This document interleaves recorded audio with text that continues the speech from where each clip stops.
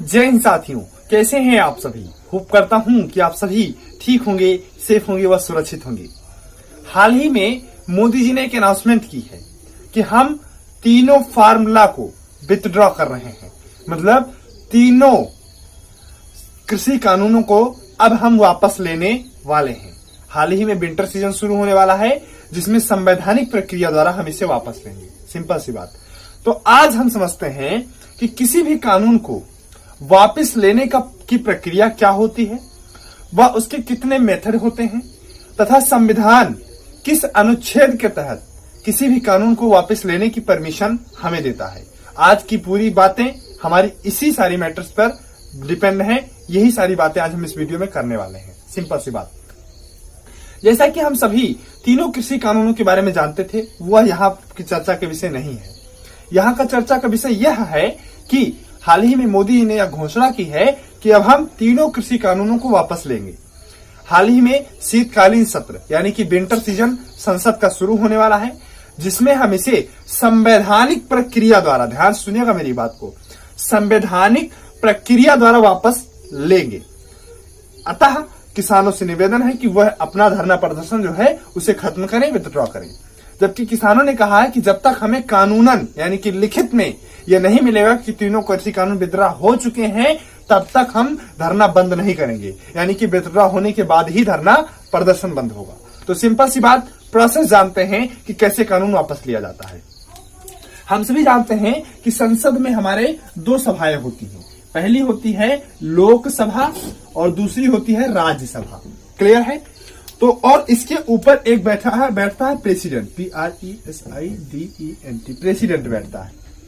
Simple सी बात, इन दोनों place पर लोकसभा में भी और राज्यसभा में भी कौन बैठता है? सांसद बैठते हैं। कौन बैठते हैं? सांसद बैठते हैं। दोनों जगह सांसद ही बैठते हैं।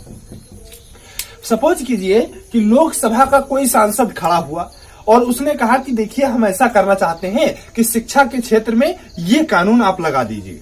ठीक है। कोई सांसद खड़ा हुआ कि ये शिक्षा के क्षेत्र में ऐसा बदलाव होना चाहिए।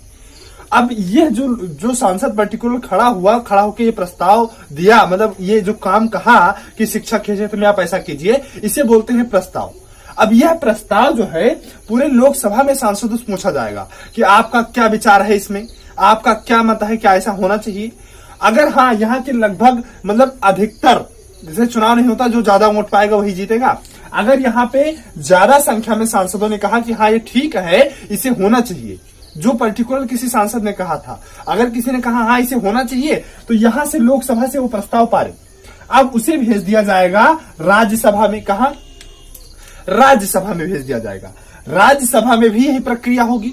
सभी से पूछा जाएगा कि क्या आप इस कानून से सहमत हैं। वहां पे भी मेजोरिटी देखी जाएगी। अगर अधिकतर लोग सहमत हैं तो इसका मतलब वह कानून राज्यसभा से भी पारित हो गया। अब उसे प्रेसिडेंट के पास मोहर मारने के लिए भेज दिया जाएगा। हालांकि संविधान में यह बात लिखी है कि प्रेसिडेंट की सहमति अनिवार्य है। मतलब अगर प्रेसिडेंट उसे पारित करता है तो वह कानून पारित हो गया, वह एक्ट बन गया, कानून बन गया। अगर इस बिल को पारित नहीं करता है तो वह कानून खत्म हो गया, नहीं बन पाएगा। लेकिन जेन्युइनली क्या होता है, वर्तमान में प्रैक्टिकली क्या होता है कि जो कानून यानी कि जो प्रस्ताव लोकसभा से पारित हुआ और जो प्रस्ताव राज्यसभा से पारित हुआ, वह जब प्रेसिडेंट के पास आएगा उसे बोला जाएगा बिल। क्या बोला जाएगा? बिल बोला जाएगा। तो जेन्युइनली क्या होता है कि जो यहां से पारित हो जाता है उस पर ये भैया मोहर मार ही देते हैं। उसमें इनको कोई ऑब्जेक्शन नहीं रहता। ये सिर्फ मोहर मारने के लिए आप समझ लीजिए बैठे हैं।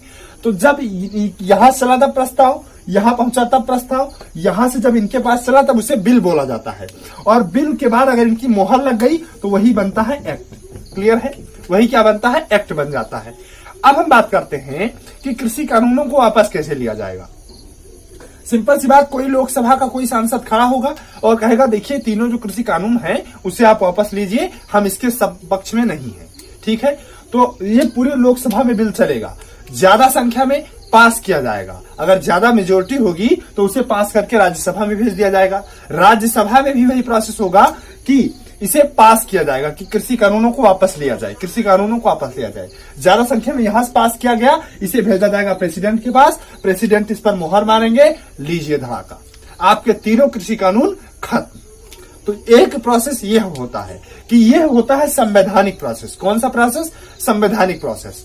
मतलब कि लोकसभा में पारित, फिर राज्यसभा में पारित, फिर प्रेसिडेंट की मोहर लगने के बाद वो बन गया एक्ट। ठीक है, मतलब अब वो तीनों कृषि कानून बैठ रहा। दूसरा जो मेथड होता है ऑर्डिनेंस पास करके, ORDNANCE, ऑर्डिनेंस पास करके।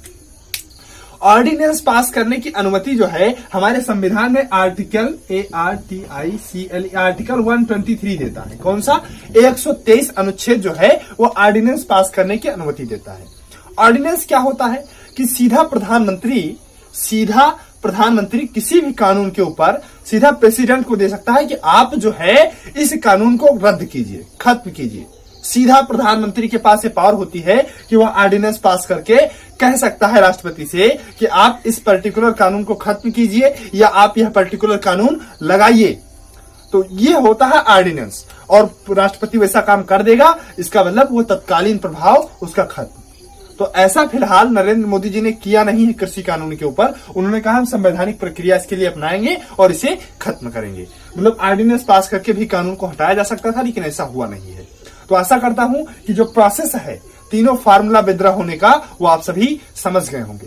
मिलते हैं किसी नेक्स्ट वीडियो में ऐसी इंटरेस्टिंग टॉपिक को लेकर, तब तक के लिए आप सभी को जय हिंद।